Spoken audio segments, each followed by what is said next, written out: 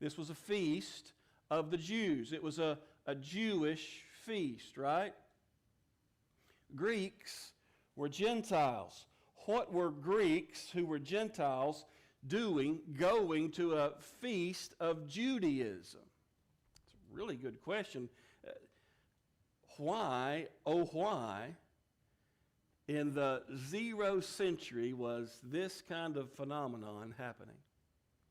And scholars tell us, I'm not just telling you my opinion, I'm telling you kind of a consensus about what this has to be. It has to be that there were some Greeks who were converting to Judaism. Else they would have had no business going to a Jewish feast. They would have had no interest in going to a Jewish feast. So there were some Greeks who were becoming converts to Judaism. Maybe they were already converted, maybe they'd already been accepted into the faith, and whether they were or not would have determined what their role in the feast could be.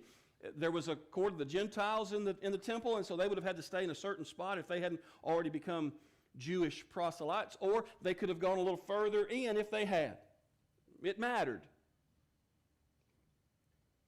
But when we look at the truth of the matter that there were Gentiles, Greek people, who were coming to a Jewish feast, it has to make us pay attention. What would have been happening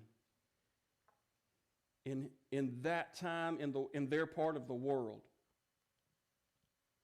to cause them to convert to Judaism? I can come up with no other reasonable answer than somebody was sharing their faith.